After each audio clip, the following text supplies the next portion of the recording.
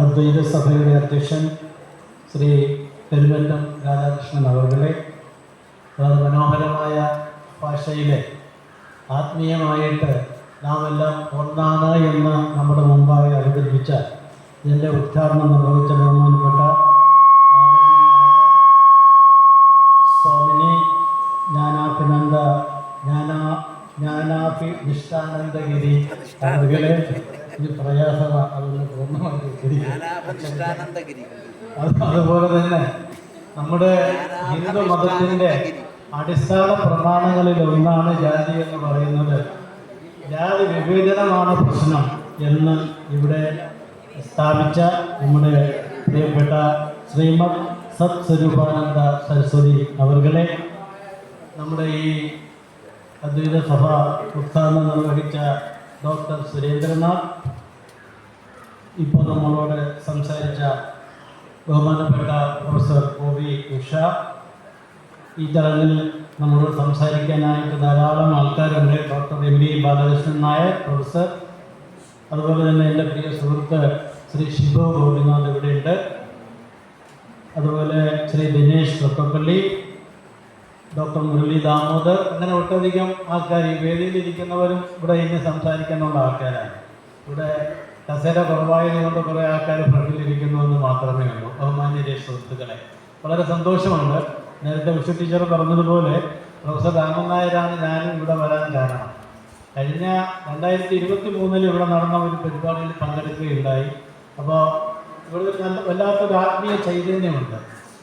അതിവിടെ നമ്മുടെ പ്രിയപ്പെട്ട നമ്മുടെ ആദരണീയനായ ഗുരുവിൻ്റെ ശ്രീ ചട്ടമ്പി സ്വാമി തിരുവടികളുടെ ഒരു വലിയ അർത്ഥമായ പ്രതിമയും അതിൻ്റെ ചൈതന്യവും ഒക്കെ പ്രസരിക്കുന്ന ഒരു സ്ഥലമാണ്. അതുകൊണ്ട് തന്നെ ഒരു തവണ വന്നു പോയാൽ വീണ്ടും വീണ്ടും വരണം എന്ന് നമ്മളെ തോന്നിപ്പിക്കുന്ന ഒരു അന്തരീക്ഷമാണിവിടെ. എന്തായാലും ഇന്ന് ഇവിടെ നമ്മൾ ചർച്ച ചെയ്യുന്നത് ഒരു വളരെ വളരെ മഹത്തായ ഒരു ആശയമാണ് ജാതിരഹിത സമൂഹം. ജാതി എന്നതൊരു യാഥാർത്ഥ്യമാണ്. നമ്മൾ ജനിച്ചു വീണത് ജാതിയില്ല. ഞാനാണെങ്കിൽ ഒരു ജാതി കൊണ്ടു നടക്കുന്ന ആളാണ് എൻ്റെ പേരിൽ തന്നെ. അപ്പോൾ അങ്ങനെയുള്ള ഒരു സമൂഹത്തിലാണ് നമ്മൾ ജീവിക്കുന്നത്. അപ്പോൾ നമ്മൾ എന്തൊക്കെ പറഞ്ഞാലും, എനിക്ക് പലപ്പോഴും തോന്നിയത് എന്തൊക്കെ പറഞ്ഞാലും ശരി, അവസാനം ഞാൻ വെറും രാധാകൃഷ്ണൻ എന്ന് പറഞ്ഞാൽ വീണ്ടും ആൾക്കാർ ചോദിക്കും എന്താ, അതായത് അവർക്ക് അറിയണം ഞാൻ ഏത് ജാതിക്കാരനാണ്. അപ്പം പെരുവട്ടം രാധാകൃഷ്ണന് പണ്ടേ ആ ഒരു വാലില്ലാത്തത് കൊണ്ട് ആ ഒരു പ്രശ്നം ഉണ്ടായിട്ടില്ല. അത് എടുത്ത് കളഞ്ഞതാണെന്ന് എനിക്കറിയില്ല. ഇടയ്ക്ക് ആദ്യം എങ്ങനെയായിരുന്നു അല്ലേ, ചെറുപ്പം മൂലം രക്ഷപ്പെട്ടു. അപ്പോൾ എന്തായാലും നമുക്കിങ്ങനെ ഈ ജാതി എന്ന് പറയുന്നത് നമ്മുടെ ജീവിതത്തിൻ്റെ ഒരു ഭാഗമായിരിക്കുന്ന ഒരു കാലഘട്ടത്തിലാണ്. നേരത്തെ പറഞ്ഞു, നമ്മുടെ ഈ പ്രമേയത്തിലൊക്കെ പറഞ്ഞിട്ടുണ്ട്, മുൻകാലത്ത് നമ്മുടെ ഈ ജാതിയുടെ പ്രശ്നമില്ലാതിരുന്ന ഒരു സമൂഹത്തിൽ ജീവിച്ചിരുന്നവരാണ് നമ്മുടെ പൂർവികരെല്ലാം, നമ്മളാരുമല്ല. പക്ഷെ അതുപോലെ തന്നെ നേരത്തെ ശ്രീ വിജയൻ നായർ പറഞ്ഞ പോലെ പഠിക്കുന്ന കാലഘട്ടത്തിൽ, ഞാനൊക്കെ പഠിക്കുന്ന കാലഘട്ടത്തിൽ കോളേജിലും PhD ഒക്കെ ചെയ്യുന്ന കാലഘട്ടത്തിൽ ജാതിയെക്കുറിച്ച് വലിയ വിഷമമൊന്നും അനുഭവപ്പെട്ടിട്ടില്ല. അതിൽ ജാതിയെക്കുറിച്ച് സംസാരിച്ചിട്ടില്ല. തൊട്ടടുത്തിരിക്കുന്നവൻ ഏത് ജാതിയാണെന്ന് അറിയുപോലും ഇല്ലായിരുന്നു, ഏത് മതക്കാരനൊന്നും അറിയില്ലായിരുന്നു. പക്ഷെ ഇന്ന് അതല്ല സ്ഥിതി. ഇന്ന് നമ്മുടെ കാലഘട്ടത്തിൽ അതല്ല സ്ഥിതി എന്ന് പറയുന്നത്. ഇന്നിപ്പോൾ ജാതി പറയുന്നത് അഭിമാനമായിട്ട് കാണുന്ന ഒരു കാലഘട്ടത്തിലാണ് നമ്മളെല്ലാം തന്നെ ജീവിക്കുന്നത്. ഇപ്പം വേടനൊരു പാട്ട് പാടുമ്പോൾ വേടന് കിട്ടുന്ന ഒരു ദിവ്യത്വം, വേടൻ നല്ല അസലായിട്ട് കവിത എഴുതുന്ന ആളാണ്. ഞാൻ ശരിക്കും പറഞ്ഞാൽ വേടൻ്റെ മാലയിലെ ആ പുലി നഖം ഒറിജിനലാണോ പ്ലാസ്റ്റിക് ആണോ എന്നുള്ള അന്വേഷണം നടക്കുന്ന കാലഘട്ടത്തിലാണ് വേടൻ്റെ പാട്ട് ശ്രദ്ധിക്കാൻ തുടങ്ങിയത്. ഞാൻ ഈ പാട്ട് ശ്രദ്ധിക്കുമ്പോൾ എൻ്റെ ഭാര്യ എന്നോട് ചോദിക്കുന്നത് എന്താ ഇപ്പം വേടനോടൊരു ആരാധന എന്ന് ചോദിക്കുകയും ചെയ്തു. വേടനോട് ആരാധന തോന്നും, സ്വാഭാവികമാണ്. കാരണം അദ്ദേഹത്തിൻ്റെ വളരെ ശക്തമായ ഭാഷ, അവതരണ രീതി, ഇതൊക്കെ ഒരു നമ്മളെ ആകർഷിക്കുന്ന സംഗതിയാണ്. പക്ഷേ അതിൽ ഉറഞ്ഞു കിടക്കുന്ന ഒരു ചിന്തയുണ്ട്. ആ ചിന്ത ശരിക്കും ഒരു വിഷവും ആണ് എന്ന വിശ്വാസക്കാരനാണ്. പക്ഷെ ഞാൻ വേടനെ കുറ്റപ്പെടുത്തുന്നില്ല. കാരണം വേടനെക്കാളും എത്രയോ കൂടുതൽ അറിയപ്പെടുന്ന കേരളത്തിലെ ഏറ്റവും വലിയ ശക്തമായ ഒരു സമുദായത്തിൻ്റെ നേതാവ് തന്നെ വളരെ എല്ലാ വേദികളിലും വന്നിരുന്ന് വളരെ സധൈര്യം, വളരെ ആഘോഷപൂർവ്വം ജാതിയെക്കുറിച്ച് പറയുന്ന കാലഘട്ടത്തിലാണ് നമ്മൾ ജീവിക്കുന്നത്. അപ്പോൾ അങ്ങനെയുള്ളൊരു കാലഘട്ടത്തിൽ വേദം പറയുന്നതിനെ കുറ്റപ്പെടുത്താനുള്ള അവകാശം നമുക്കുണ്ടോ? തീർച്ചയായിട്ടും ഇല്ല. കാരണം ഇന്നത്തെ കാലഘട്ടത്തിൽ ജാതിയെക്കുറിച്ച് പറയുന്നതാണ് അഭിമാനം എന്ന് കരുതി ജീവിക്കുന്ന ഒരു സമൂഹത്തിലാണ് നമ്മൾ ഈ അദ്വൈത സഭയുടെ നേതൃത്വത്തിൽ ജാതിരഹിത സമൂഹത്തെക്കുറിച്ച് ചർച്ച ചെയ്യുന്നത് എന്ന് നമ്മൾ ചിന്തിക്കണം. ജാതിയല്ല പ്രശ്നം, ജാതി വിവേചനമാണ് എന്ന് സ്വാമി പറയുമ്പോഴും ജാതി നിലനിൽക്കുന്നിടത്തോളം കാലം ഇത് ഒരു വലിയ വിവേചനത്തിന് കാരണഭൂതമാകും എന്നതിൽ എനിക്ക് യാതൊരു സംശയമില്ല. കാരണം ഞാനൊരു സാമൂഹ്യശാസ്ത്ര വിദ്യാർത്ഥിയാണ്. ഈ വർണ്ണ വ്യവസ്ഥയെക്കുറിച്ച് പഠിച്ചിട്ടുണ്ട്, ജാതി വ്യവസ്ഥയെക്കുറിച്ചും അന്നത്തെ കാലഘട്ടം ഞാൻ 80കളിൽ പഠിച്ച ആളാണ്. അന്ന് തന്നെ വളരെ ആധികാരികമായിട്ട് സാമൂഹ്യ ശാസ്ത്രജ്ഞന്മാർ ഇതിനെക്കുറിച്ച് എഴുതിയിട്ടുണ്ട്. വർണ്ണ വ്യവസ്ഥ എന്ന് പറയുന്ന ഒരു അക്കാദമികമായി ഒരു അക്കാദമിക് വൈജ്ഞാനികതയുമായി ബന്ധപ്പെട്ട നോളജുമായി ബന്ധപ്പെട്ടതാണ് വർണ്ണ വ്യവസ്ഥ എന്ന് പറയുന്നത്. പക്ഷേ ജാതി വ്യവസ്ഥ ഈ വൈജ്ഞാനികതയുമായി ബന്ധപ്പെട്ടതല്ല, അത് ജനനവുമായി ബന്ധപ്പെട്ടതാണ്. ഒന്ന്. രണ്ട്, തൊഴിലുമായി ബന്ധപ്പെട്ടതാണ്. ഈ രണ്ടും നിലനിൽക്കുന്നിടത്തോളം കാലം അതൊരു വലിയ പ്രശ്നമാണ്. നമ്മൾ എന്തൊക്കെ പറഞ്ഞാലും വിവേചനം ഉണ്ടാകും. അപ്പോൾ വിവേചനം ഉണ്ടാകാതിരിക്കണമെങ്കിൽ എന്ത് ചെയ്യണം? വിവേചനം ഉണ്ടാകാതിരിക്കണമെങ്കിൽ പല തലത്തിൽ നമ്മളിതിനെ കാണണം. നമ്മൾ സ്വാമിനി ആദ്യമേ പറഞ്ഞതുപോലെ ആത്മീയമായിട്ട് ഇതിനെ നമ്മളൊന്ന് കാണണം. ആത്മീയമായ ചർച്ചകൾ ഉണ്ടാകുകയും അതിൻ്റെ അടിസ്ഥാനത്തിൽ നാം ഒന്നാണ് എന്നും അദ്വൈതത്തിനെ കുറിച്ചൊക്കെ ജനങ്ങളെ പഠിപ്പിക്കുന്നത് ഒരു വശത്ത് നടക്കണം. രണ്ടാമതോ ഇതൊരു സാമൂഹ്യ വിഷയമായിട്ട് മാറണം. സാമൂഹ്യമായ ചിന്ത ഇവിടെ ഉണ്ടാകണം, ചർച്ചകൾ ഉണ്ടാകണം. ഡയലോഗ് എന്ന് പറയുന്നത് നമ്മുടെ സമൂഹത്തിൽ നടക്കണം. എന്നാൽ മാത്രമേ ഇതിനെക്കുറിച്ച് കൂടുതൽ ജനങ്ങളിലേക്ക് അവബോധം സൃഷ്ടിക്കാനായിട്ട് പറ്റുകയുള്ളൂ. അതോടൊപ്പം തന്നെ ഇതിന് വളരെ വലിയൊരു ഇക്കണോമിക്സ് ഉണ്ട് കേട്ടോ. ഇതൊരു വലിയ സാമ്പത്തികവുമായി ബന്ധപ്പെട്ടതാണ്. നമ്മുടെ ഈ ജാതി എന്ന് പറയുന്നത് വളരെയധികം സമ്പത്തുമായി ബന്ധപ്പെട്ടതാണ്. സമ്പത്ത് എന്ന് പറയുന്നത് സാമ്പത്തികമായി ഉന്നമനത്തിൽ നിൽക്കുന്ന ഒരാളെ സംബന്ധിച്ച് ഏത് ജാതിയാണെങ്കിലും അവന് യാതൊരു പ്രശ്നവുമില്ല. അതേപോലെ സമ്പത്തില്ലാത്തവരെ നമ്മുടെ ഈ പ്രമേയത്തിൽ തന്നെ അത് വളരെ അടിവരയിട്ട് പറയുന്നുണ്ട്, ദരിദ്രനും ഉള്ളവനും ഇല്ലാത്തവനും തമ്മിലുള്ള സംഗതികളെക്കുറിച്ച്. അപ്പോൾ ഈ സമ്പത്ത് ഒരു സോഷ്യോ ഇക്കണോമിക് സിസ്റ്റത്തിൻ്റെ ഒരു പ്രശ്നമാണ് ഈ ജാതി എന്ന് പറയുന്നത്. അതുപോലെ തന്നെ ഒരു സോഷ്യോ പൊളിറ്റിക്കൽ ഇഷ്യൂ ആണ്, സാമൂഹ്യവും രാഷ്ട്രീയവുമായ ഒരു സംഗതികളാണ്. അപ്പോൾ ഇങ്ങനെ പല തലത്തിൽ രാഷ്ട്രീയമായി നേരിടണം, സാമ്പത്തിക ശക്തികളുമായി ബന്ധപ്പെട്ട ഈ കാര്യത്തിൽ നമ്മൾ കാണണം, സാമൂഹ്യമായിട്ട് കാണണം, ആത്മീയമായിട്ട് കാണണം. ഇങ്ങനെ പല തരത്തിൽ നമ്മൾ ഈ വിഷയത്തെ അഭിമുഖീകരിക്കുകയും ചർച്ച ചെയ്യുകയും അതോടൊപ്പം തന്നെ അതിനോട് പോരാടുകയും ചെയ്താൽ മാത്രമേ ഒരു ജാതിരഹിത സമൂഹം എന്നത് നമുക്ക് യാഥാർത്ഥ്യമാക്കാനായിട്ട് സാധിക്കത്തുള്ളൂ. ഇവിടെ ഈ പ്രമേയത്തിനെ സംബന്ധിച്ച് ആർക്കെങ്കിലും ഒരു അഭിപ്രായം ഉണ്ടാകും എന്നതിനെക്കുറിച്ച് എനിക്ക് യാതൊരു സംശയമില്ല. ആർക്കും ഒരു അഭിപ്രായം ഉണ്ടാകത്തില്ല. പക്ഷേ ഇതിലേക്ക് എത്തിച്ചേരുന്നതിനുള്ള മാർഗമുണ്ടല്ലോ, ആ മാർഗത്തെക്കുറിച്ച് നമ്മളിതിൽ പറയുന്നില്ല എന്നുള്ളതാണ് ഇതിൻ്റെ ഒരു വീക്ക്നെസ് എന്ന് പറയുന്നത്. നമുക്കൊരാശയമുണ്ടാകാം, ആ ആശയത്തിലേക്ക് എത്തിച്ചേരാനുള്ള ഒരു മാർഗം ഇവിടെ നമ്മുടെ ചട്ടമ്പി സ്വാമി തിരുവടികളും ശ്രീനാരായണ ഗുരുദേവനും ശ്രീ മഹാത്മാ അയ്യങ്കാളിയും അയ്യാസ്വാമികളും ശ്രീ നീലകണ്ഠ ഗുരുവാദരും ഒക്കെ തന്നെ അവർക്കൊരാശയമുള്ളപ്പോൾ ഉണ്ടായിരുന്ന സമയത്ത് തന്നെ ആ ആശയത്തെ വഹിച്ചു കൊണ്ടുപോകുന്നതിനുള്ള ഒരു മാർഗം, ഒരു വെഹിക്കിൾ അതും അവരുടെ മനസ്സിലുണ്ടായിരുന്നു എന്നുള്ളതിന് തെളിവാണ് അവരാദ്യം ഇവിടെ കൂടിയ അദ്വൈത സഭ. ശ്രീനാരായണ ഗുരു ശ്രീനാരായണ ധർമ്മ പരിപാലന സംഘം സ്ഥാപിച്ചത് ഇതൊക്കെ അവരുടെ ആശയത്തെ മുന്നോട്ട് കൊണ്ടുപോകുന്നുള്ളൊരു വെഹിക്കിളാണ്.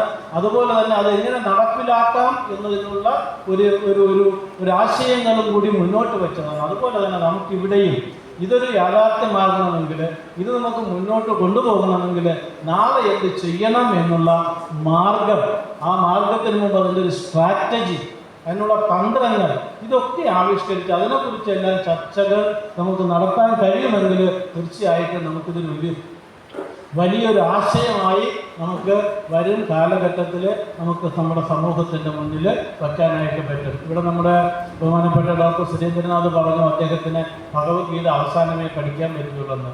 ഞാൻ എൻ്റെ ഡോക്ടറെ ഞാൻ ഈ അടുത്ത കാലത്ത് ഭഗവത്ഗീത പഠിച്ചു തുടങ്ങി.